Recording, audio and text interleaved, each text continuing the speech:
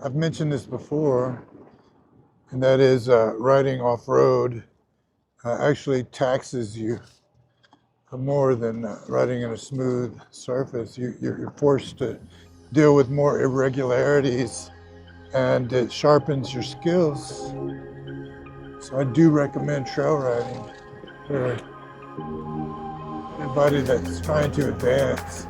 You can't really learn in this environment. It would be too difficult, too challenging. But once you're a pretty consistent rider, I recommend getting out here. Now, it does matter what kind of a wheel you're on. A full suspension wheel sure helps out here, but there are people that ride non-suspension wheels off-road, and you really have to be a good rider because the thing is your legs act as the suspension. So if you're riding with locked knees all the time, you're gonna have a real hard time on a non-suspension wheel. So that brings me to the topic of who should have a suspension wheel, who should have a non-suspension wheel. Which one should you start out with? Well, opinions differ, and you know that saying, opinions are like assholes, everybody's got one. Well, I got one too. So, I actually believe that it's probably in your best interest to start on a non-suspension wheel and learn the basics of how to ride with, bent knees all the time. And it's especially important to ride with bent knees on one of those wheels because you're going to be learning on the road probably, or pavement, maybe not every city street, but on the pavement of some hopefully isolated parking lot that gives you safety. And there still may be irregularities in the surface. Anyway, your knees have to be flexible so that they can take up the force that you may come, you're going to impact it. All these irregularities on the road, whatever surface you're on, they've got to be cushioned by something. And what happens is if you're just locked out, you're going to hit something and it's going to throw you off. It's going to throw off your balance and you could crash. Simply by riding with stiff legs. So those, it's not just a comfort thing. It's a necessity to ride with those flexed knees. And you get into a habit, and it'll serve you well throughout your EUC riding endeavors, because once you get on a suspension wheel, you're already doing half the work. And then the shock absorber or suspension springs, if you have a wheel with springs, or some have hydraulic shocks, air shocks, but no matter, if you're already doing half the battle with your legs just by the way you ride, the suspension system of that wheel is going to serve you that much better.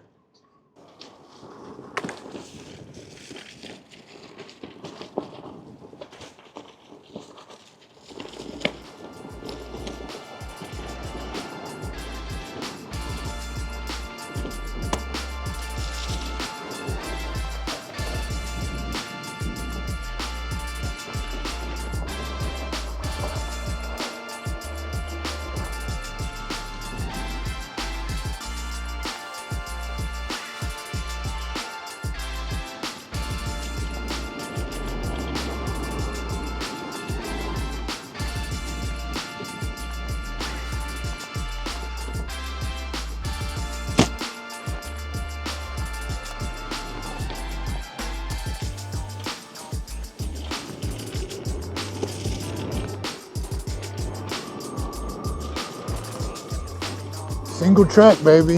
That's what this is called. Single track.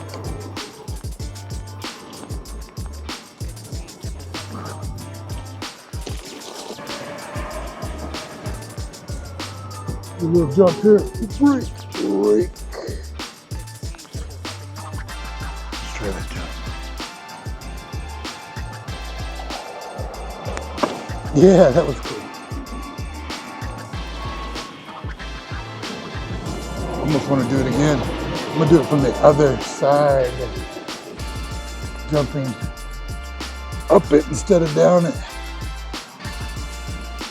You feel good, George? You feel good? You feel confident? Yeah, a little bit. Got a little there. Not a lot, but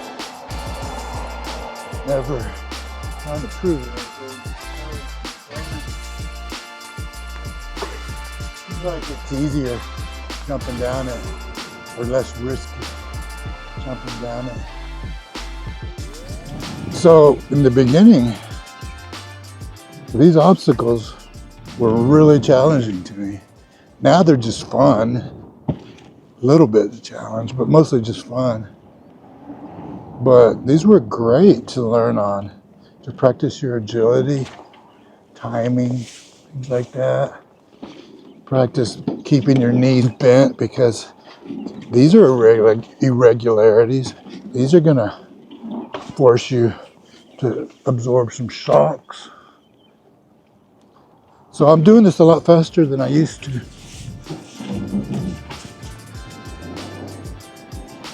So that is kind of, I don't know what you call that track, but it's just a fun obstacle course.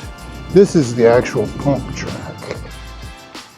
And who originated this? I mean, was it originally developed for skaters or rollerbladers, or definitely not EUCs, but we can have fun on it too, as you can see.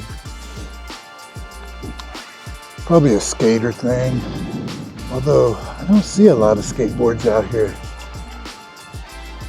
This is kind of fun.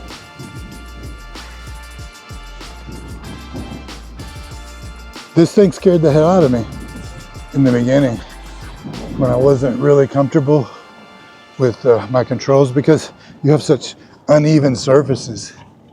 And I'm taking it at a pretty good pace right now, and that is my speed. I'm not really catching air on any jumps because I'm just not there yet, to be honest with you. But if I was to keep doing this, I'd get there. The guy I bought my first EUC from, he actually gave lessons. I never took a lesson from him, but he gave me advice when I bought that wheel. And he likened the movement that we have to do to maneuver. So it's very much like the merengue. And the merengue is a dance where you're flexing your hips. I don't claim to be a merengue dancer by any means, but I do see similarities in what he described. Oh, this is a good trail. Looks like a fun, halfway fast one.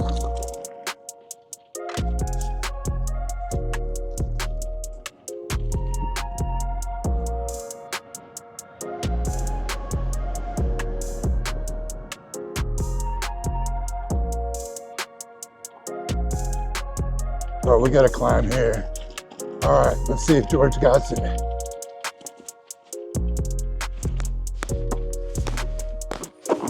Oh. I hope I caught that for you guys. I made it almost all the way up, but I got stumped right here. I got stumped right here. You okay there, Mr. Camera? And this is the view looking down. Yeah. Made it up here, here. Got stuck right there. I've made it up it before. It's just the line that you take is kind of critical. So if you don't pick the right line, then your task is harder.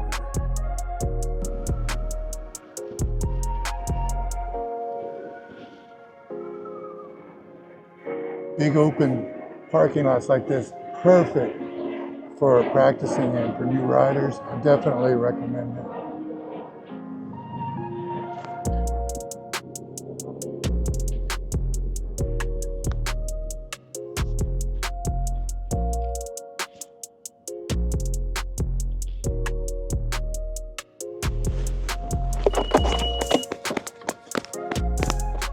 I don't know what the hell has happened to my wheel, but it started acting really funny, like I had a flat tire Let me check this out.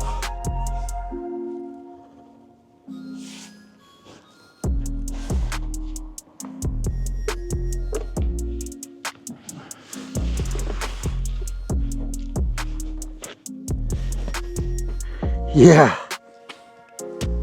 Wow, y'all, check that out. The first for Mursegeorge. So it started getting squishy on me and just felt like weird on turns. That tire's flat. Wow, did y'all see me run that out? I was just kind of feeling it out because I knew something was off. And I was just feeling it out, doing some not too aggressive turns in the parking lot while I was telling you what a great place to learn. Well, it's a good thing there's no traffic in this sucker, because that would have been nasty to take that spill with cars around me. But in any case, at some point, you know, if you're going down, you can just jump off the wheel, and the hell with the wheel, let it do what it's gonna do. And you have to deal with your energy.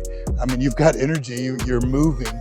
So luckily we were probably going about 10 or 12 miles an hour. So I can run that fast briefly. So I ran it out for the most part. I think I did bite it. We'll have to review that footage, but I bit it very softly and halfway controlled. So the saga continues. We'll see what happens.